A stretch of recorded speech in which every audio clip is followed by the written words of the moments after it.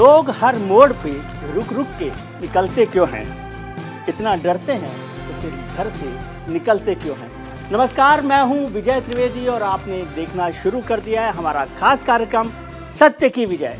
सत्य की विजय यानी सिर्फ सच। यहाँ ना किसी का एजेंडा है और ना ही हो हल्ला। 100% रिसर्च के आधार पर हम सिर्फ सच दिखाते हैं। वो एक स्क्रीन को बंद करेंगे, हम 1000 स्क्रीन उनके सामने खोल के देखेंगे।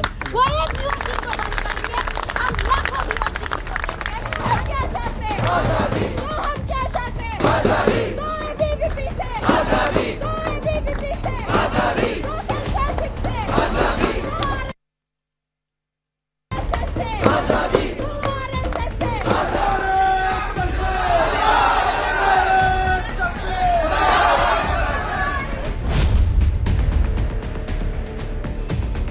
बीबीसी डॉक्यूमेंट्री को लेकर देश की अलग अलग यूनिवर्सिटीज़ में बवाल जारी है। जेएनयू जामिया के बाद इसकी लहर दिल्ली यूनिवर्सिटी तक पहुंच गई है। दिल्ली की 4 यूनिवर्सिटीज़ में डॉक्यूमेंट्री की स्क्रीनिंग को लेकर विवाद जारी है। दिल्ली यूनिवर्सिटी में आर्ट्स फैकल्टी के बाहर बड़ी तादाद में सुरक्षाकर्मी तैनात हो गए हैं। आर्ट्स फैकल्टी के बाहर धारा 144 लागू कर दी गई है। दरअसल केंद्र सरकार की ओर से बीबीसी के डॉक्यूमेंट्री पर बैन लगा दिया गया है। उधर केंद्र सरकार के निर्देश की अवहेलना करते हुए विपक्षी दलों के छात्र निकायों और युवा शाखाओं ने कई राज्यों में कॉलेज परिसर में डॉक्यूमेंट्री की स्क्रीनिंग का काम आयोजित किया और कई जगह स्क्रीनिंग की तैयारी चल रही है। यानी बीबीसी की डॉक्यूमेंट्री के बाद यूनिवर्सिटीज़ में एक बार फिर विवादों ने एंट्री कर ली। आइए आपको बताते हैं कि कैसे इस वक्त कैंपस विवादों की पाठशाला चल रही है।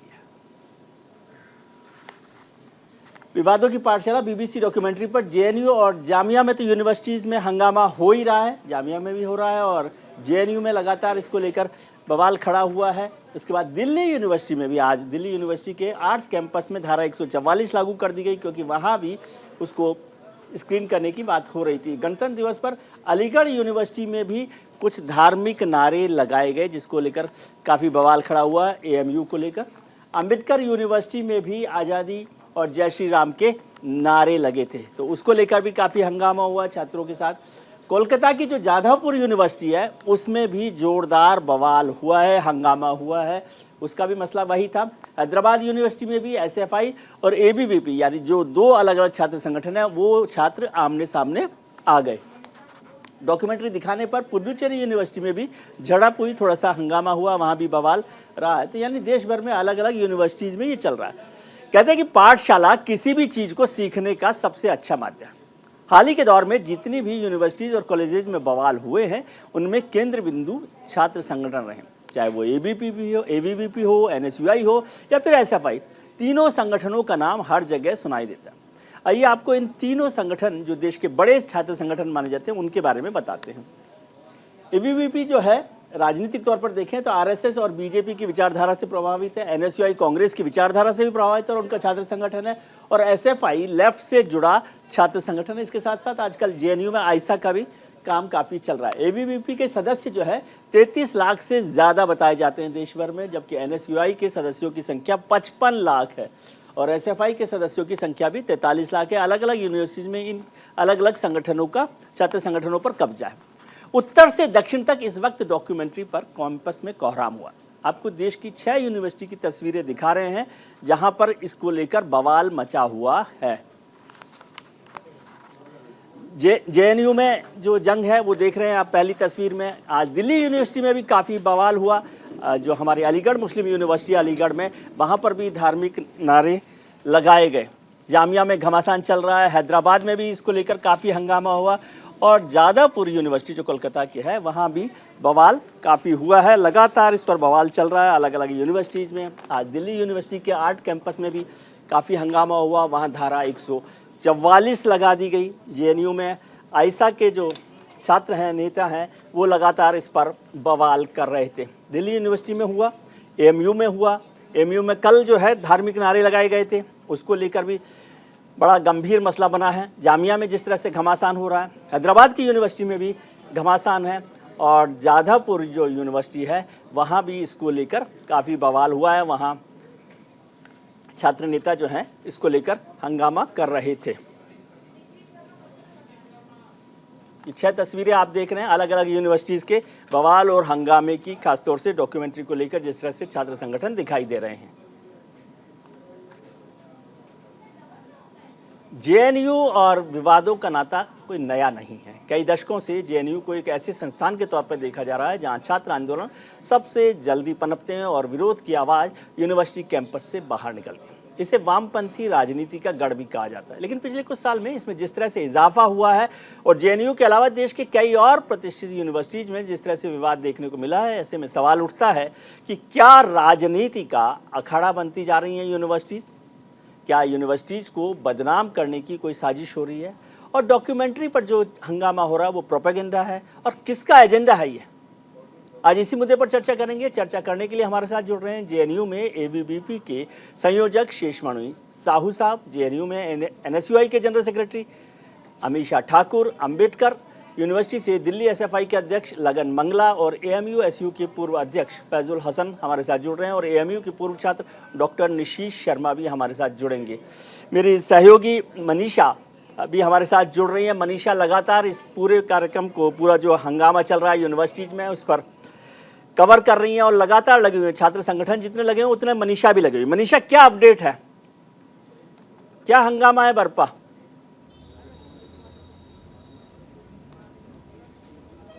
सर, मैं इस वक्त दिल्ली यूनिवर्सिटी आर्ट फैकल्टी के बाहर ही खड़ी हूँ। यहाँ पर हंगामा तो अभी नहीं है, लेकिन कुछ देर पहले इतना ज़्यादा हंगामा था कि स्टूडेंट पर लाठीचार्ज भी हुआ, उन्हें घसीटा भी गया और घसीट कर डिटेन करके पुलिस बस में भी भरा गया। कुछ छात्र मेरे साथ आपको खड़े हुए नज़र आ रहे होंगे, ये दिल्ली यूनिवर्सिटी के ही स्टूडेंट्स हैं, और इन सब ने वो डॉक्यूमेंट्री देखी है जैसा कि ये मुझे बता रहे थे। और इनसे एक बार जानने की कोशिश कर लेते हैं कि क्यों इतना बवाल इस डॉक्यूमेंट्री पर मचा हुआ है और क्यों स्टूडेंट इतना ज्यादा उत्साहित है, उत्तेजित है इस डॉक्यूमेंट्री को देखने के लिए। क्या नाम है आपका? मैं दिव्यांशु सिंह यादव मेरा नाम है। मैं कंप्यूटर साइंस फैकल्टी में पढ़ता हूँ इस समय। दिव्यांशु, प्रोटेस्ट में आप शामिल थे? नहीं, प्रोटेस्ट में मैं शामिल नहीं था। ठीक है, तो ये जो डॉक्यूमेंट्री पर बवाल मचा हुआ है हर यूनिवर्सिटी में, आज यहाँ पर एनएसयूआई और भीम जो अकेडमी के लोग हैं उन्होंने बहुत ज़्यादा हंगामा किया। आप क्या कहेंगे इस सब पर? क्या डॉक्यूमेंट्री पर इतना हंगामा सही है?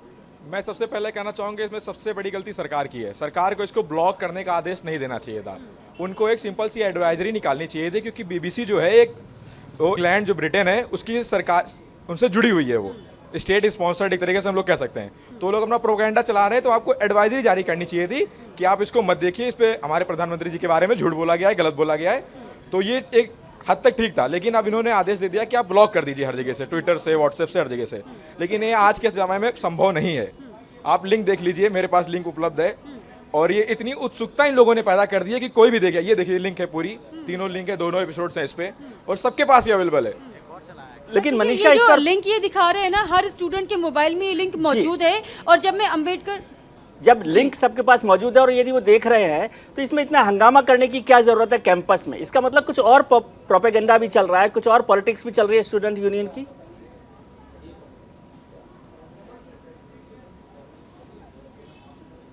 सर देखिए, जहां तक मैं देख पा रही हूं, आज भी एनएसयूआई के 24 छात्र बाहर बैठ के धरना दे रहे थे, क्योंकि 4 बजे उनका स्क्रीनिंग थी आर्ट फैकल्टी में। उसके बाद जो भीम आर्मी फेडरेशन के स्टूडेंट थे, 5 बजे उन्होंने स्क्रीनिंग रखी हुई थी। एनएसयूआई के स्टूडेंट्स को पहले डिटेन किया गया, फिर भीम आर्मी के जो फेडरेशन के जो स्टूडेंट्स थे, फिर उन्होंने हंगामा शुरू कर दिया, फिर उन्हें डिटेन करना पड़ा पुलिस को। तो स्क्रीनिंग यहाँ पर दो जो यूनिवर्सिटी के छात्र हैं, जो 2 संगठन से ताल्लुक करते हैं, उनकी तरफ से किया गया था। और ये जो आम स्टूडेंट मेरे साथ जुड़े हुए हैं, ये यूनिवर्सिटी से ही ताल्लुक रखते हैं, और ये उस वक्त प्रोटेस्ट के वक्त यहाँ मौजूद थे। लेकिन इन लोगों के फोन में भी वो जो लिंक है डॉक्यूमेंट्री का, वो मौजूद है। ऐसा नहीं है कि सिर्फ जो लेफ्ट के स्टूडेंट हैं जो ये प्रोपेगेंडा चला रहे हैं। इसका मतलब है कि मनीषा, पॉलिटिकल एजेंडा भी उनका चल रहा है। मसला सिर्फ डॉक्यूमेंट्री का नहीं है, पॉलिटिकल एजेंडा भी है कि जो लोग हैं वो भारतीय जनता पार्टी या जो विचारधारा है उसके खिलाफ जो एक पॉलिटिकल लड़ाई है उसको लड़ना चाहते हैं इस बहाने से। बहुत बहुत शुक्रिया मनीषा आपका कि आपने हमें अपडेट दिया। आप बने रहिएगा और हमें अपडेट देते रहिएगा।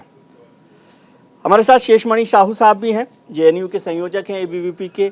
अमीषा ठाकुर जनरल सेक्रेटरी, लगन मंगला जी हैं, अध्यक्ष हैं एसएफआई के। लगन मंगला जी, आप अगर मेरी आवाज़ सुन रहे हैं तो आप बता सकते हैं कि क्या हंगामा है, किस वजह से आप नाराज़ हैं?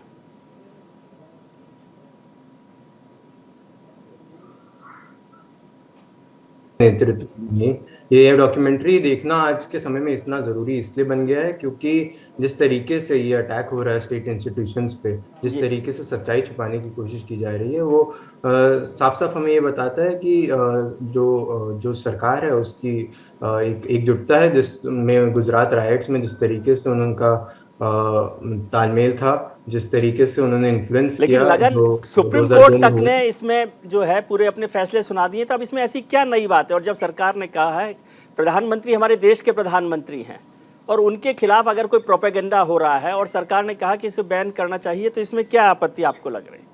जी, मेरा यकीन मानिए, अगर आज बीबीसी की तरफ से नरेंद्र मोदी को अगर आज एक पुरस्कार मिलता है तो आज ये सारी प्रोपेगेंडा की बातें बंद हो जाएंगी और हम बीबीसी की वाह वाह करने लग जाएंगे। तो ये प्रोपेगेंडा की जो बात हो रही है, ये अगर छात्रों को, स्टूडेंट्स को और इस देश के हर एक नागरिक को ये मौका मिलेगा कि ये डॉक्यूमेंट्री देखे, तो वो खुद अपने समझ से ये बना सकते हैं कि ये प्रोपेगेंडा है कि नहीं है, क्या ये सच्चाई है या प्रोपेगेंडा है। ये आई थिंक मेरा ये मानना है कि हर एक इंसान को इस देश में ये समझ है कि वो अपने बल पे ये डिसाइड कर सकता है कि प्रोपेगेंडा है कि नहीं। तो इसको ब्लॉक करने का ये भी एक गलत बात है, ये कहना कि इस मूवी को बैन कर दिया गया है। बैन नहीं किया गया, इसके बस लिंक्स को ट्विटर से और यूट्यूब से ब्लॉक किया गया है। जी, शेषमणि साहू हमारे साथ जुड़े हुए हैं, जेएनयू में एबीवीपी के संयोजक भी हैं। साहू साहब, क्या आपत्ति है, क्या आपको लगता है कि किसी भी चीज को आज के जमाने में बैन करना या रोकना जायज आपको लगता है, या ये सिर्फ जो प्रदर्शन हो रहा है वो पॉलिटिकल एजेंडा है?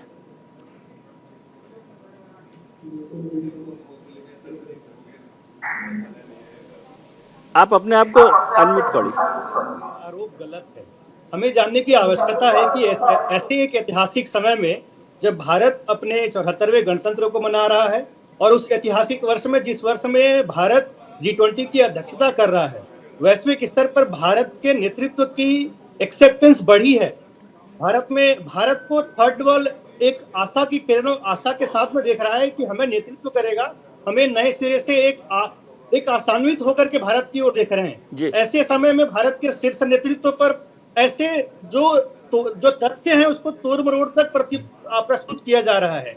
आप ये क्यों नहीं दिखा रहे हैं कि उस गोधरा के हमलों में हिंदू पक्ष के भी मृत्यु हुई थी, हिंदुओं पर भी हमला हुआ था? आप तथ्य बताइए ना। आप किसी तथाकथित पत्रकारों को, तथाकथित लेखकों, साहू साहब, ये तो दर्शक अपने आप तय कर लेगा ना। युद्ध बताना और तोड़ मरोड़ करके जो इस बात की सत्यता का प्रमाण जो भारत के सर्वोच्च न्यायालय ने दे दिया है। जी, भारत के उसका जिक्र तो हमने लगन से किया ही है कि सुप्रीम कोर्ट ने उसको देख लिया है, सुप्रीम कोर्ट ने उस पर अपना वर्डिक्ट भी दे दिया है। जी जी। फैजुल हसन साहब, अलीगढ़ यूनिवर्सिटी में अभी काफ़ी हंगामा हुआ है, कुछ और कारणों से भी हुआ, कुछ वहाँ पर नारे लगाए गए 26 जनवरी पर। आपको लग रहा है ये सिर्फ पॉलिटिकल एजेंडा है? देखिए, और क्या, जाहिर सी बात है, पॉलिटिकल एजेंडा तय किया जा रहा है 2024 के इलेक्शन के लिए जी। और मेरे ख्याल से ये सब चीजें जो है अलग हटा करके एजुकेशनल इंस्टीट्यूशन में हमको बजट पे बात करनी चाहिए। जो बजट शिक्षा में हमारा कटा था उसके ऊपर बात होनी चाहिए थी और उसको बाकायदा गवर्नमेंट को रिलीज करना चाहिए जी। धार्मिक नारे जो लगे 26 जनवरी में, वो धार्मिक नारे, देखिए, एक भारत माता की जय भी वो लगा रहा था लड़का, और वही नारे तकबीर अल्लाह अकबर का भी नारा लगा रहा था, जिसपे इंक्वायरी भी बैठी है और बाकायदा इंक्वायरी हो भी रही है। अगर कोई ऐसी मामला आता है कि वो जानबूझ करके किया गया तो उस पर एक्शन होगा, इसमें कोई दो राय नहीं है। एमयू कैंपस में इन सब चीजों में कोई भी जो है कंप्रोमाइज नहीं होता है। लेकिन अगर इस चीज को लेकर के कोई ये कह रहा है कि नहीं वहां पर ये एजेंडा चलाया जाता है, ये चलाया जाता है, तो ये किसी का जवाबदेही कौन हो सकता है? क्या इंस्टीट्यूशन अगर जवाब में अगर कोई चीज वो एक्शन नहीं ले पा रहा है तब जवाबदेही होती है जी। अगर वो एक्शन ले रहा है या कुछ कर रहा है ऐसी चीजें, अगर मान लीजिए नारे तकबीर अल्लाह अकबर का लगाया नारा उसने, तो वो कहां से गलत हो गया? कौन से कॉन्स्टिट्यूशन से या कहीं से, अगर पार्लियामेंट से या कोई सरकार ने बैन कर रखा उस नारे पे, तो वो नहीं लगा सकता था और गलत था, हम कह सकते हैं। हम जय श्री राम का नारा हम भी रोज सुनते हैं, हर जगह सुनते हैं, धार्मिक जगहों पर और पब्लिक प्लेस पर भी सुनते हैं। हम लोग उस पर ऑब्जेक्शन नहीं करते, बिल्कुल करिए, आपका नारा है, आपका धार्मिक नारा, आप बिल्कुल करते रहिए। लेकिन अगर कोई भारत माता की जय के साथ अगर नारे तकबीर अल्लाह अकबर के नारा लगा रहा है तो उस पर भी ऑब्जेक्शन नहीं होना चाहिए किसी को। ठीक है, डॉक्टर निशीथ शर्मा, आप इस पूरे मसले को कैसे देख रहे हैं? आप एएमयू में रहे हैं, वहाँ के माहौल को भी देखा और आपने इसमें FIR भी दर्ज कराई है, क्या मसला क्या है? देखिए, 26 जनवरी एक राष्ट्रीय पर्व है जी, और इस दिन हम गणतंत्र को नमन करते हैं, अपने संविधान को नमन करते हैं जी। जिस प्रकार से हमारे जो पूर्व छात्र संघ अध्यक्ष हैं फैजुल हसन बता रहे हैं जी, कि भारत माता की जय के नारे भी लगे या वंदे मातरम के नारे लगे। ये दो ऐसी चीजें हैं, नारे तकबीर, अल्लाह अकबर और भारत माता की जय को हम कंपेयर नहीं कर सकते जी। हम भारत माता की जय, भारत अपने राष्ट्र को माता लेकिन मान रहे हैं, भारत माता उसकी की जय के नारे लगे। देखिए, अगर लगे भी हैं, हमें इस बात का संज्ञान नहीं है जी। और नेशनल जो एनसीसी के जो कैडेट्स हैं हाँ। और उनको राष्ट्र निर्माण के लिए तैयार किया जा रहा है अलीगढ़ मुस्लिम विश्वविद्यालय के अंदर, तो भारत माता की जय एक ऐसा उद्घोष है कि आदमी एक शौर्य के लिए लगाता है, भारत माता को नमन कर रहा है, परंतु नारे तकबीर, अल्लाह अकबर, यह दर्शाता है कि कहीं ना कहीं एक जंग का नारा है जी। और अल्लाह सर्वश्रेष्ठ है। निशित साहब, कोई दो बच्चों ने, दो लड़कों ने यदि नारा लगा दिया तो हम पूरी यूनिवर्सिटी को उसको दाव पर लगा देंगे, उसकी क्रेडिबिलिटी को। देखिए, अलीगढ़ मुस्लिम विश्वविद्यालय को पूरे कोई क्रेडिबिलिटी उसके दाव पर नहीं लगा रहा है, परंतु आप तो उसके स्टूडेंट रहे हैं, आप उसके स्टूडेंट हैं। मैं उसका स्टूडेंट रहा हूं, मैं पूरे एएमयू की विषय पे नहीं आ रहा हूं जी। जिस छात्र ने गलती करी और वीडियो सर्कुलेट हुआ है, वीडियो हम तक पहुंचता है, वीडियो ट्विटर पे हम डालते हैं, पुलिस प्रशासन से हम आज अगर इस चीजों को नहीं रोकेंगे तो आगे बढ़ाई जाएंगी। बात उन 2 छात्र की, 3 छात्र की नहीं है। वहां जो विचारधारा पनपाई जा रही है, एनसीसी एक ऐसा संगठन है, एक ऐसा एक ऑर्गेनाइजेशन है जहां पे डिसिप्लिन सिखाया जाता है, जहां पे राष्ट्र निर्माण के लिए काम कराया जाता है, वहां पर आप ऐसी सोच पनपा रहे हैं अगर किसी छात्र के अंदर, तो बड़ा दुर्भाग्य है और राष्ट्र विरोध का विषय है। क्या आप एएमयू को एंटी नेशनल इंस्टीट्यूट के तौर पर देखते हैं? देखिए, एएमयू को हम एंटी नेशनल इंस्टीट्यूट के तौर पे कभी नहीं देख सकते।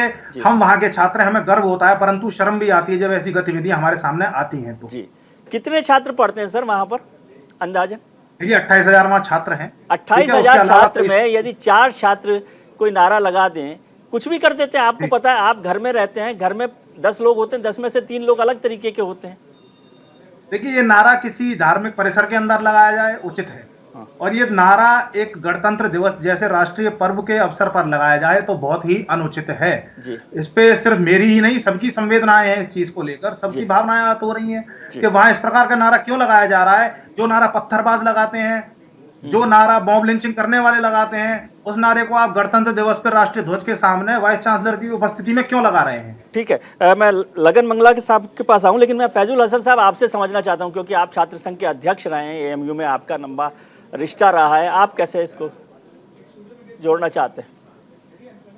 वही बात है कि ये धार्मिक नारा, अगर आप ये कह रहे हैं कि गणतंत्र दिवस पे हम क्यों नहीं लगा सकते, अगर कोई हमारे अंदर जज्बा है, हम तिरंगा भी लहरा रहे हैं, हम भारत माता की जय, वंदे मातरम भी गा रहे हैं हम वहां पर खड़े होकर के, और हम अगर नारे तकबीर लगा रहे हैं तो उसमें गलत कैसे हो गया? जी। आप ये कह रहे हैं कि मॉब लिंचिंग, डॉक्टर निशित हमारे मित्र हैं, रहे साथ में रहे, पढ़े, हम जानते हैं जी, लेकिन ये कैसे गलत हो गया? क्या जय श्री राम का नारा को हम गलत कह सकते हैं? ठीक है हसन साहब, एक चीज समझाइए मुझे, इसको छोड़िए, हम गलत कह सकते हैं उसको? ठीक है हसन साहब, मुझे एक बात, तब भी नहीं कह रहे हैं जी, हसन साहब मुझे ये समझाइए। आपके लिए जरूर आजाद हैं, लेकिन हमारे लिए भी रेस्पेक्टेबल है। ठीक है, हमारे लिए, हम इस डिबेट को आगे बढ़ाना चाहते हैं। जो मेरा मकसद था वो ये है कि आप सब लोग छात्र संगठनों से जुड़े रहे हैं, क्या छात्र संगठनों का काम ये पॉलिटिकल एजेंडा चलाना रह गया है? जो छात्रों के फायदे की बात, यूनिवर्सिटी के फायदे की बात करनी चाहिए, वो तो आजकल छात्र संगठनों में दिखाई नहीं देती। रोजाना कभी फिल्म के प्रदर्शन को लेकर, कभी फिल्म के ना प्रदर्शन को लेकर, यही सब चलता है। बिल्कुल, मेरे ये ख्याल है कि देखिए, जो फिल्म के प्रदर्शन को लेकर के भारत सरकार इतना ज्यादा जो एक्टिव हो गई, आप ये देखिए कि पठान मूवी को लेकर के पूरे देश में बवाल मचवा रहे हैं और सबके पास लिंक भी व्हाट्सएप पे पहुंच रही है। ऐसे ही बीबीसी की जो सारी लिंक पहुंच गई, सबके व्हाट्सएप पे देख रहे हैं, सब लोग उठा करके अपना मोबाइल पे देख रहे हैं। इसमें गलत क्या हो रहा है? देखने दीजिए, क्या करना है, लोग से तय करेंगे कि ना मोदी जी को अगला, वो ठीक है, मैं उसकी बात ही नहीं कर रहा। मैंने आपसे सवाल पूछा कि छात्र नेता के तौर पर, लगन मंगला साहब, आप एसएफआई में रहे, एसएफआई आजकल बड़ी ताकतवर संगठन के तौर पर दिखती है, जे अंबेडकर यूनिवर्सिटी में भी काफी काम कर रहे हैं। क्या आपको लगता है कि छात्र संगठन आजकल छात्रों के अलावा सब चीजों पर बात कर रहे हैं? मीडिया का ये परसेप्शन बन गया है, वो उनका छात्र संघों को देखने का ये नजरिया बन गया है कि वो सिर्फ बड़े बड़े पॉलिटिकल मुद्दे उठा रहे हैं। और दुख की बात यह है कि सुर्खियों में आजकल यही आता है। तो आज अंबेडकर यूनिवर्सिटी या किसी भी यूनिवर्सिटी की इसलिए बात हो रही है क्योंकि वहाँ ये डॉक्यूमेंट्री स्क्रीन हो रही है। अगर आप हर विश्वविद्यालय में जाएं, जहाँ जहाँ एसएफआई है, चाहे वो अंबेडकर यूनिवर्सिटी हो, चाहे वो जेएनयू हो, जामिया हो या डीयू दिल्ली के जो विश्वविद्यालय, अगर आप कहीं भी जाए तो आप देखेंगे कि रोज कहीं ना कहीं कुछ ना कुछ स्टूडेंट रिलेटेड, छात्रों के रिलेटेड कुछ ना कुछ काम हम करते रह रहे हैं। जैसे अम्बेडकर यूनिवर्सिटी में अगर मैं बताऊं तो हमारी लाइब्रेरी 3 महीने से बंद है, उसके ऊपर हम काम कर रहे हैं। हमारा कितना आंदोलन किया आपने? जी, कितना आंदोलन किया है यूनिवर्सिटी में? लाइब्रेरी अगर 3 महीने से बंद है तो मैंने कोई बड़ी खबर तो नहीं देखी। कितना आंदोलन आपने किया है? आपका नहीं, मतलब छात्र संगठन के जितने लोग हैं।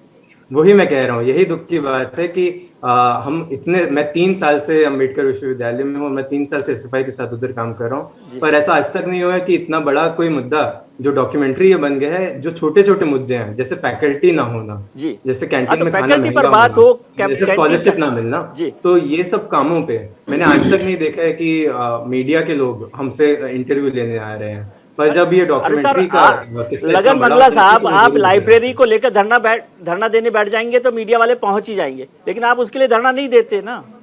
नहीं, ये तो आपके पास शायद खबर नहीं पहुंची है, क्योंकि पिछले ही महीने एसएफआई ने इसके ऊपर काम किया था और इसको करवाया था। लाइब्रेरी का जो रीडिंग रूम था वो खुलवाया। चलिए इस पर चर्चा करेंगे। खोल के देखेंगे, वो एक यूनिवर्सिटी को बंद करेंगे, हम लाखों यूनिवर्सिटी को देंगे।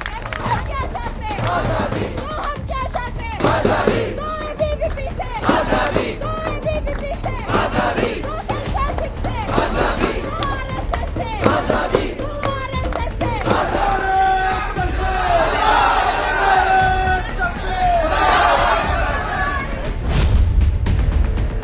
चर्चा कर रहे हैं कैंपस में जो चल रहा है हंगाम, विवादों की जो पाठशाला चल रही है उसको लेकर कि किस तरह का हंगामा हो रहा है और क्या छात्र संगठन अपनी जो भूमिका है उसको ठीक तरह से निभा रहे हैं। हमारे साथ अमीषा ठाकुर जी भी जुड़ गई हैं, जेएनयू में एनएसयूआई की जनरल सेक्रेटरी। अमीषा जी, आपका बहुत बहुत स्वागत है। हमारे खास मेहमान सब जुड़े हुए। अमीषा जी, जो जेएनयू में और आज देश के अलग अलग यूनिवर्सिटीज़ में हो रहा है, वो एक कंट्रोवर्सी, विवाद जो हो रहा है वो तो हो रहा है। मैं ये समझना चाहता हूँ, आप एनएसयूआई कांग्रेस के छात्र संगठन, क्या छात्र संगठनों का यही काम रह गया है? यूनिवर्सिटीज़ की ज़रूरतों, यूनिवर्सिटीज़ की छात्रों की जो परेशानियाँ, उस पर चर्चा करने की बजाय फिल्म देखें ना देखें, दिखाएं ना दिखाएं, इस पर चर्चा करें? देखिए सर, जो अगर हम सरकार की ही रैंकिंग देखें तो उसमें जेएनयू की बात करें तो सेकंड रैंक है एनआरएफ रैंकिंग 2022 में। जामिया की देखिए तो दैट इज़ थर्ड, और अगर हम एएमयू की देखें, अलीगढ़ मुस्लिम यूनिवर्सिटी की, तो 11 है। तो अगर जेएनयू जैसी यूनिवर्सिटीज़ में, एजुकेशनल इंस्टीट्यूशंस में, डेमोक्रेटिक स्पेसेस में अगर वहाँ पे डिस्कशंस होती है, डिबेट्स होती है, स्क्रीनिंग्स होती है, तो वो जेएनयू में कॉमन प्रैक्टिस है। तो वैसे ही अगर हम यूनिवर्सिटीज़ में जो प्रोटेस्ट्स होते हैं वो फ़ी हाइक को लेके है, चाहे स्टूडेंट्स राइट्स को लेके है, तो जो गवर्नमेंट का रिस्पॉन्स, सरकार का जो जवाब देने का तरीका है, वो आंसर देने के बजाय अगर लाठी चार्ज करते हैं तो वो कहीं ना कहीं स्टूडेंट के साथ बहुत गलत है। और अगर आप मतलब जेएनयू और इन सारी यूनिवर्सिटीज़ को जितना आप पब्लिक एजुकेशन को अटैक कर रहे हैं, अगर आप इसकी एजुकेशन क्वालिटी से तो कम्पीट नहीं कर पा रहे ना जी। आप ये आपकी शिक्षा के नहीं, लेकिन अमीषा जी, मैं देख रहा हूँ पिछले 2-3 साल से जेएनयू हमेशा रॉन्ग रीजन्स की वजह से चर्चा में आता है, खासतौर से मीडिया में, खबरों में। तो सर, जो जेएनयू को घसीटा जा रहा है एकदम रॉन्ग डिफेमेशन वे में, एकदम आप इससे डिबेट नहीं कर रहे, स्टूडेंट के साथ डिस्कशंस नहीं कर रहे हैं। जो एबीवीपी है कहीं ना कहीं वो भी ये नहीं समझ रही है कि एकदम आप स्पेसेस पे आके डिबेट करिए, डिस्कशंस करिए। आप अपना जो ये थ्रेटन कर रहे हैं स्टूडेंट्स को, जो अटैक वायलेंस कर रहे हैं, ये रिस्पॉन्स कहीं ना कहीं एक एजुकेशनल इंस्टीट्यूशंस में जो डिबेट कल्चर है उसको कहीं ना कहीं डिस्ट्रॉय करता है। जी, शेषमणि साहू साहब, आप एबीवीपी से हैं। एबीवीपी का संबंध राष्ट्रीय स्वयंसेवक संघ से है। राष्ट्रीय स्वयंसेवक संघ की एक प्रवृत्ति है कि वहाँ पर डिबेट आमतौर पर नहीं होती, उसका एक सिस्टम है, एक चालुकानुवर्ती। एक चालुकानुवर्ती आप तो समझते होंगे, और लोग समझते कि नहीं, कि जो ऊपर आदेश हो गया वही चलाना है। ये डेमोक्रेटिक प्रोसेस के खिलाफ है। क्या इसी वजह से आजकल आपकी सरकार, आपकी पार्टी जो है बातचीत नहीं करना चाहती है, डेमोक्रेटिक प्रोसेस को आगे नहीं ले जाना चाहती?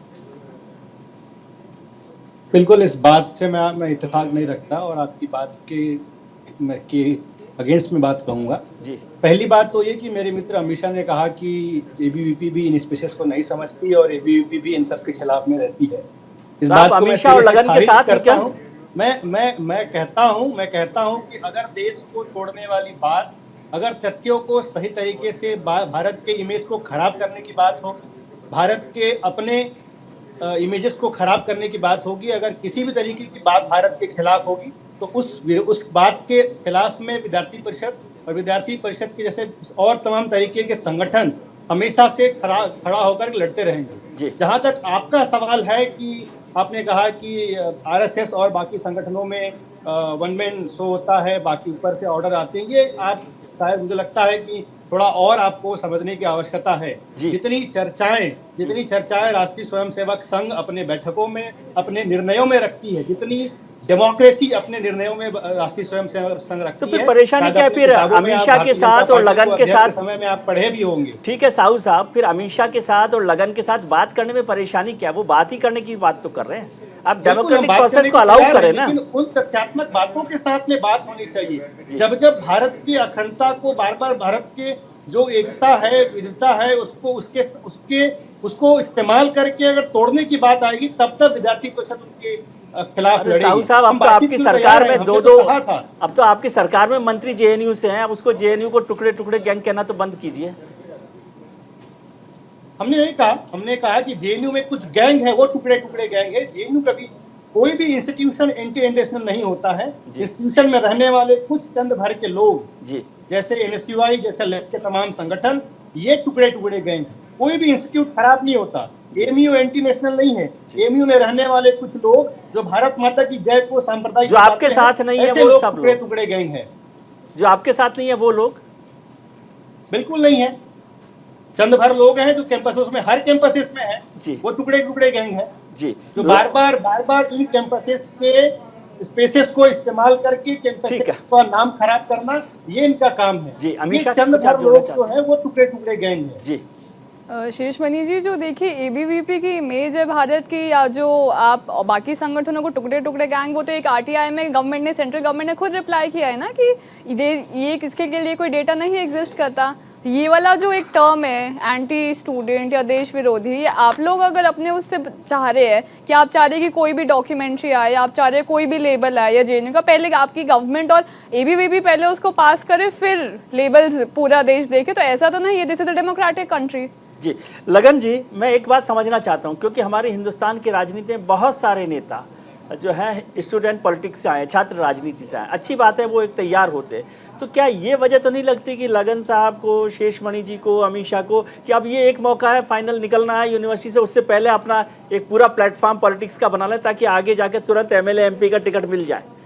इसलिए आप छोड़िए यूनिवर्सिटी को, बात कीजिए पॉलिटिक्स की। नहीं, देखिए, ऐसा कुछ लोगों के लिए ऐसा हो सकता है, मैं ऐसा मना नहीं करूंगा, और बाकी बहुत सारे छात्र संघों से इधर लोग जुड़े हुए हैं, मेरे ख्याल से उनमें ऐसा हो सकता है। पर एसएफआई में जब मैं काम कर रहा हूँ या कोई भी हमारे साथ काम कर रहा है, तो हमारे लिए हमारा जो सबसे श्रेष्ठ एसएफआई के बहुत सारे लोग पॉलिटिक्स में हैं सर।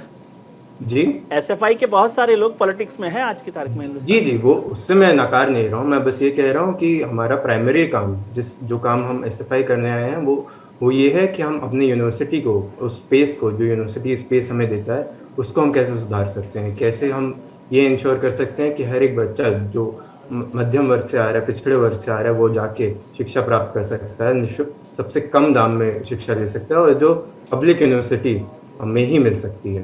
तो हमारा काम ये है, और हम ये इंश्योर करने के लिए हमारा सारी लड़ाई इसी के बारे में है। ये जो बड़ी बड़ी चीज़ें हैं कि जो बाहर की पॉलिटिक्स है, जी वो बिल्कुल सही है कि वो भी हमारा जो कैंपस के अंदर है, क्योंकि बाहर से ही लोग स्टूडेंट्स विश्वविद्यालय में आते हैं, तो बिल्कुल उसको प्रभावित करता है। उससे मैं मना कभी नहीं करूंगा, और उसकी बात भी कैंपस स्पेस में होनी चाहिए जी। पर ये कहना गलत होगा कि ये सारे मुद्दों की बातें या डॉक्यूमेंट्री दिखाना या कुछ भी बड़ी बात करना। नहीं, ठीक है, डॉक्यूमेंट्री पर हम बात ही नहीं कर रहे, उस पे हमारा कोई विरोध, लगन साहब, मेरा डॉक्यूमेंट्री को दिखाने नहीं दिखाने में विरोध ही नहीं है। हम बात कर रहे थे कि छात्र संगठन की।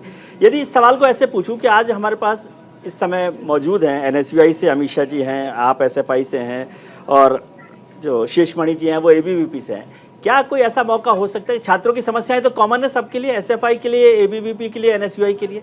क्या कभी कोई ऐसा मौका आया कि तीनों संगठन या चारों संगठन और ऐसा को भी जोड़ लें, तो वो सब मिलकर कोई छात्रों की लड़ाई लड़ी हो?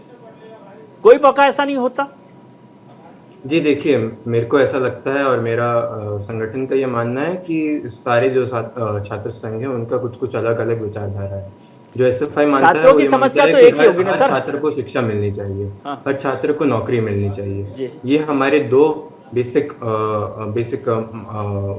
आइडियोलॉजी है हमारी, और इसी को लेकर हम चलते हैं। तो इसमें किसी का विरोध है? एनएसयूआई का विरोध है? छात्र संघ है जैसे एबीवीपी हम देख रहे हैं, उनका काम ये इन मुद्दों पे काम करना उनका बिल्कुल भी उनका गोल नहीं है। उनका काम बस ये है कि किस तरह सांप्रदायिक माहौल बनाया जाए, किस तरह सांप्रदायिक जो फीलिंग्स हैं उसे और ज़्यादा एक्सप्लॉइट किया जाए, किस तरीके से और जो नफरत की भावना है जिस तरीके से किस तरीके से देश का विभाजन हो सके यूनिवर्सिटी स्पेस में, उसको खराब कैसे किया जाए वो है। डॉक्टर निशित में हर इंसिडेंट में दिख भी रहा है। जी डॉक्टर निशित शर्मा, मुझे नहीं लगता कि किसी तरह कुछ ऐसा मुद्दा हुआ है मेरे विश्वविद्यालय में भी और काफ़ी अन्य विश्वविद्यालयों में भी, दिल्ली में और दिल्ली के बाहर भी, जहाँ अन्य छात्र संघों ने कुछ काम किया है इसको लेकर कि जो स्टूडेंट्स इशू फेस कर रहे हैं उसके बारे में बहुत कम काम किया। ठीक है डॉक्टर निशित शर्मा, क्या कोई ऐसा इशू नहीं होता यूनिवर्सिटीज में जिसपे सारे छात्र संगठन मिलकर एक काम कर सके?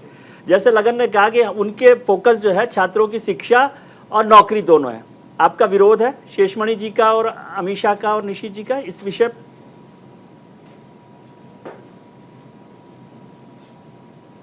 आप अनम्यूट कर लें अपने को निशित।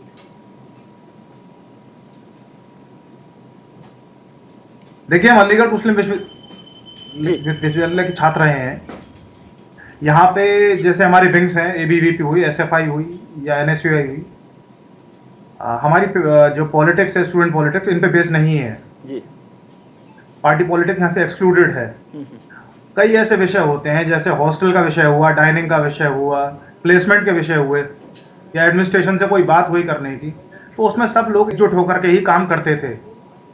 परंतु अपने जो बेसिक विषय हैं उनको भूल करके आप सीधे पैलेस्टीन, गाजा, सीरिया की बात करेंगे और कहीं ना कहीं कैंपस को जो एक सेंट्रल यूनिवर्सिटी है उसे रेडिकलाइज करने का काम करें, तो उसका काउंटर करने के लिए भी हम जैसे लोगों को आगे आना पड़ेगा जी।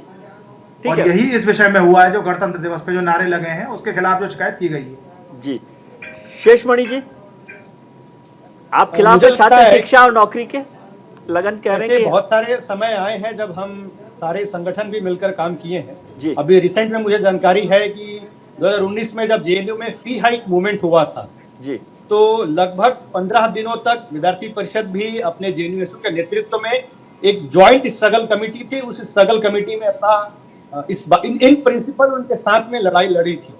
ऐसे इतिहास में और भी मौके आए हैं जिन मौकों पर विद्यार्थी परिषद भी इन प्रिंसिपल इन सब के साथ में संगठित होकर के लड़ी है। लेकिन ज्यादातर बार ऐसा होता है साहू साहब, ज्यादातर बार ऐसा होता है कि जब आंदोलन सोच रहे होते हैं तो नजर जेएनयू कैंपस की बजाय 6 दीनदयाल उपाध्याय मार्ग पर रहती है। ऐसी स्थिति नहीं है। विद्यार्थी परिषद एक स्वतंत्र संगठन है, अपने निर्णयों के लिए स्वतंत्र है और हर वो निर्णय, हम चाहे भाजपा के विरुद्ध में कई बार आप इतिहास खंगाकर देखेंगे, अब हिमाचल में एक बार सरकार गिरी थी, वो विद्यार्थी परिषद के आंदोलन के खिलाफ गिरी थी। फी हाइक की मूवमेंट हुई, हम एमएचआरडी तक गए, शिक्षा मंत्रालय तक गए और तमाम ऐसे आयोग हैं, इंस्टीट्यूट्स हैं जिसके खिलाफ में विद्यार्थी परिषद ने खुलकर अपना स्टैंड रखा जी। तो हम किसी संगठनों के, किसी पार्टियों के कहने पर चलने वाले नेतृत्व नहीं जी। जहां तक मेरे एक मित्र ने कहा कि विद्यार्थी परिषद हमेशा सांप्रदायिकता को भड़काने के लिए इस्तेमाल करता है जी। विद्यार्थी परिषद विश्व का सबसे बड़ा छात्र संगठन है जी। 2020-21 में विद्यार्थी परिषद की 46 लाख मेंबरशिप हुई। आप खंगाल कर दे दीजिए अपना डेटा, अपने एसएफआई की, आप एसएफआई के डिटेल्स दे दीजिए कितने मेंबरशिप हुई। समाज के उस हर पहलू पर जिस पर समाज के माध्यम से आने वाले समय में जो भी प्रभावित होते हैं, उस हर विषय को लेकर के विद्यार्थी परिषद अपना मत रखती है और पूरी स्पष्टता के साथ मत रखती है, चाहे फिर हमें सरकार के विरोध में जाना क्यों ना पड़े जी। अमीषा, क्या ये बात एनएसयूआई के लिए कही जा सकती है कि वो छात्रों की बजाय सबसे पहले 24 अकबर रोड पर देखती है कि भाई क्या आदेश है, हुक्म? नहीं सर, ऐसा बहुत बार हुआ है कि जेएनयू एनएसयूआई का अपना स्टैंड रहा है और हम स्टूडेंट राइट्स के लिए हैं, चाहे हम उस दिन भी चाहे स्टूडेंट्स पे वायलेंस हो, जो एडमिनिस्ट्रेशन का तरीका रहता है, हम उसके अगेंस्ट है। और जेएनयू एक ऐसा संस्थान है जहां आई थिंक आप एजुकेशन, स्टूडेंट्स इश्यूज़ के साथ साथ आप स्टूडेंट एक्टिविस्ट होने के साथ साथ वो नेशनल इशूज़ और इंटरनेशनल इशूज़ को भी आप लेते हैं, सोशल इशूज़ को तो कंट्रीज़ में चल रहे हैं। और एजुकेशन का सही में मतलब वही होता है कि एज अ स्टूडेंट आपके जो अराउंड एनवायरनमेंट में चल रहा है, सोसाइटी में आप उसको भी साथ लेके चलते हो तो वो एजुकेशन को सही मायने में हम समझ सकते हैं। और हिस्टोरिकली अगर हम देखें तो बहुत सारे शुरू से ही काफ़ी स्टूडेंट्स स्टूडेंट्स ग्रुप्स ने या स्टूडेंट पार्टीज़ ने बहुत बार फ़ी हाइक का जैसे कहा उसमें भी यूनाइट होके चले थे। ऑल्दो हाँ बीच बीच में कुछ वो आइडियोलॉजिकली थोड़ा रहता है, बट हाँ कुछ स्टूडेंट्स इशूज़ क्या वजह है अमित शाह? मैं देख रहा हूँ कि मुझे ध्यान है कि राजीव गांधी जब कांग्रेस के नेता थे, जनरल सेक्रेटरी थे, तो उन्होंने एनएसयूआई को और यूथ कांग्रेस को बहुत एम्पावर किया था और देश की ज़्यादातर यूनिवर्सिटीज़ में एनएसयूआई का छात्र संगठन था। आज तो आप खुद भी गिन के बता सकती होंगी कि कितनी जगह पर है। क्या हुआ कि आपकी आइडियोलॉजी ऐसे लगातार कमज़ोर होती जा रही है? क्या आप पार्टी की वजह से या छात्रों के साथ आपका कनेक्ट खत्म होता जा रहा है? सर देखिए, एनएसयूआई का नेशनली अगर हम कॉलेजेस या इसमें बात करें तो मेंबरशिप में पहले it was the one of the largest organisations with the most of the members, but आजकल ये चल रहा है कि हमें जो पूरा अटैक किया गया है चाहे कांग्रेस पे चाहे डिफेम किया गया है जेएनयू को, तो उस वे में वरना स्टूडेंट्स एक्टिविज्म में देखें तो एनएसयूआई ने बहुत बखूबी अपना रोल निभाया है। हर तबके की बात की है। हमारी जो आइडियोलॉजी है हम इन हर टाइप के इंजस्टिस को क्वेश्चन कर सकते हैं, चाहे स्टूडेंट्स का है चाहे नेशनली किसी इशू पे इंटरनेशनली है, तो हमारे एक इंक्लूसिव पॉलिटिक्स है। हम तो इस मुद्दे को देखें तो एनएसयूआई काफ़ी अपने आप को स्ट्रॉन्ग कर रहा है। जो हमारे नेशनल प्रेसिडेंट है, सारे मिलकर टीम है, ऑर्गेनाइजेशन है जी, तो उनके साथ चल रहे हैं। यस, पार्टी का आदेश नहीं चल रहा? पार्टी नेशनल प्रेसिडेंट कांग्रेस में एनएसयूआई के जो है वो पूरा सेपरेट इंडिपेंडेंट अपने उसमें रहते हैं, तो जो एनएसयूआई का स्टैंड है वो उसका अपना स्टैंड है। जी, लगन मंगला साहब, एसएफआई की जो आइडियोलॉजी है उस आइडियोलॉजी को, लेफ्ट की आइडियोलॉजी अगर कहा जाए तो देश में कमोबेश रिजेक्ट कर दी है वोटर्स ने। यदि आप उसको कहें कि नहीं बहुत लोग हैं तो अलग है, लेकिन वोटर्स ने एज पॉलिटिकल देखे, इलेक्टोरल देखे तो रिजेक्ट कर दिया गया। आपको समझ में आ रही है बात कि अब आपको बदलने की ज़रूरत है या आप वो झंडा लेकर चलते रहेंगे?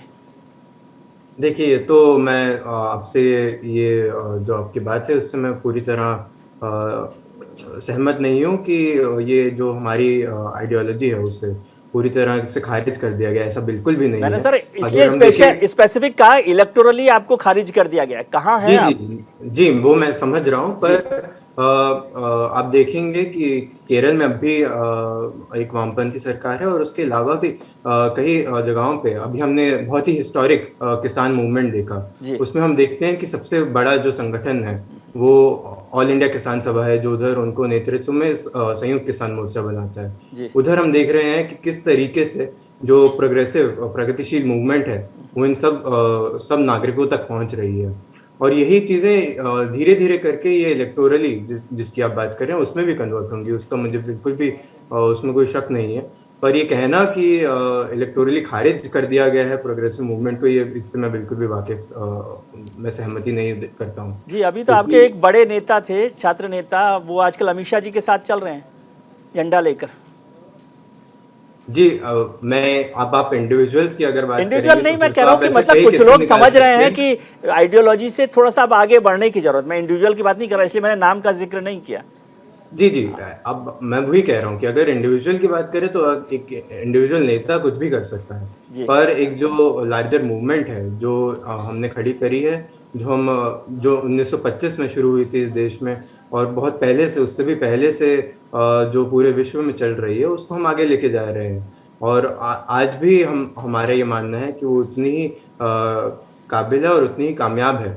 आरोपों की सर, आरोपों की बात छोड़ दें तो भी क्या आप सोचते हैं कि क्यों आपको टुकड़े टुकड़े गैंग के तौर पे आइडेंटिफाई किया जा रहा है? देखिए, हम हर विश्वविद्यालय में हमारा ये काम है कि हम एक डिबेट और डिस्कोर्स शुरू करें किसी भी बारे में, जो स्टूडेंट इशू यूनिवर्सिटी में फेस कर रहा है उसके बारे में, जो देश विदेश में जो घटनाएं हो रही हैं उसके बारे में। अब जब इन चीज़ों की बातें होती हैं तो जो स्टूडेंट्स हैं, छात्र हैं, वो हर वर्ग से आते हैं और वो अपनी बात रखते हैं। ये जो सत्ता में आज लोग बैठे हैं वो नहीं चाहते हैं ये सारी बातें हों। ये नहीं चाहते हैं कि स्टूडेंट्स आके यूनिवर्सिटी में पढ़ाई भी करें, पढ़ाई के बाद वो डिस्कशन करें, डिबेट करें। उनका ये बिल्कुल भी मानना नहीं है कि ऐसा हो सके। यही कारण है कि विश्वविद्यालयों को, चाहे वो जेएनयू हो, अम्बेडकर विश्वविद्यालय हो, दिल्ली यूनिवर्सिटी हो, चाहे वो कोई भी विश्वविद्यालय हो देश का, वो सबको धीरे धीरे करके तोड़ा जा रहा है। और उसको तोड़ने का तरीका ये टुकड़े टुकड़े गैंग करके उनको ठीक है। लेबल करना जी। और एंटी नेशनल ठहरा देना, जी। ये इनके तरीके हैं जिनसे इन्हें कार्य खत्म करने की कोशिश की जी। जा रही है। साहू साहब, शेषमणि बिल्कुल। साहू साहब, लगन जिस तरह से बात कर रहे हैं, एबीवीपी जेएनयू में तो फाइट कर रही है अपनी जगह बनाने के लिए, लेकिन आपकी नाराजगी, आपका फ्रस्ट्रेशन शायद इसलिए बढ़ रहा है कि अब तो डीयू में भी आपके खिलाफ, आपकी विचारधारा से अलग प्रदर्शन तक होने लग गए हैं। तो आप सरकार में रह के भी अपनी जमीन खो रहे हैं, क्या आप इस पर रीथिंक कर रहे हैं? मुझे लगता है कि इस बात की तह तक आपको जाने की आवश्यकता है। जी। जब अगर आप ये कहते हैं, विद्यार्थी परिषद एक सबसे लार्जेस्ट स्टूडेंट ऑर्गेनाइजेशन है वर्ल्ड का। मैंने आपको कहा, लास्ट ईयर का मेंबरशिप का डेटा भी मैंने आपको दिया जी। कि 46 लाख मेंबरशिप हमारी हुई। और ऐतिहासिक बात इस बात ये भी है कि पिछले वर्ष जब दिल्ली विश्वविद्यालय में 40,000 छात्रों ने एबीवीपी के साथ में मेंबरशिप लिया और करीब हमारे जो लगभग जो जेएनयू का छात्र रहे, 8,000 की संख्या में छात्र हैं और 2,000 छात्रों ने मेंबरशिप लिया।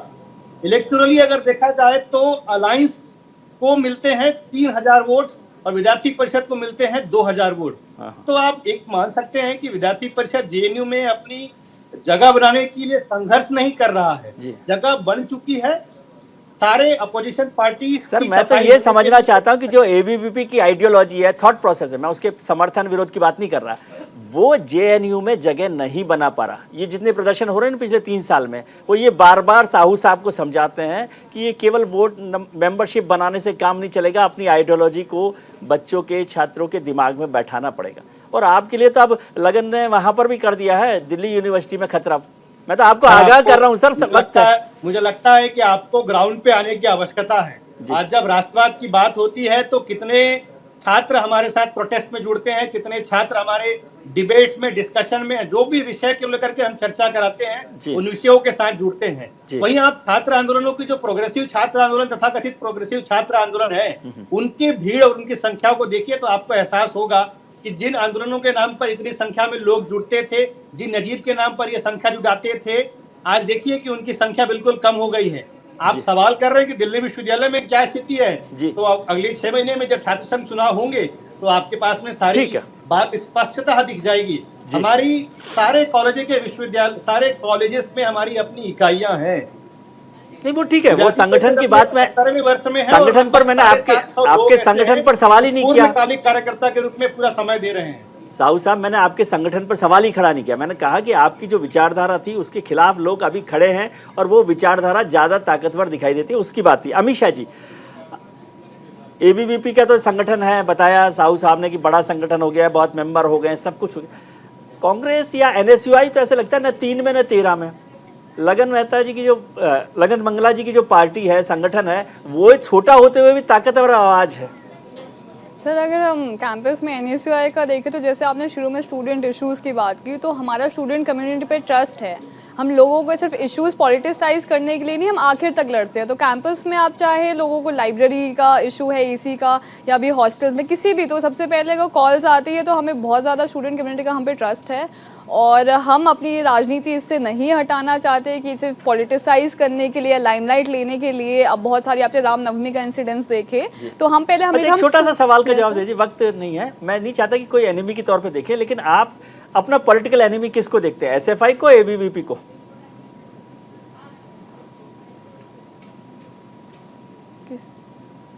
अमित शाह। अच्छा, मुझसे सर देखिए, एनिमी तो मैं नहीं बोलना चाहूँगी। हमारी डिफरेंट आइडियोलॉजीज़ है, हमको पीसफुली को एग्जिस्ट करते हैं। एनएसयूआई का एकदम आइडियोलॉजी ऐसी है कि हम मानते हैं सबकी अपनी स्पेसेस है और हम कहीं ना कहीं अपनी स्पेस बनाना चाह रहे हैं। तो दोनों, अगर स्टूडेंट्स के दोनों की कोई भी गलतियां है या कुछ स्टूडेंट्स के प्रति है तो हम दोनों को क्वेश्चन करते हैं।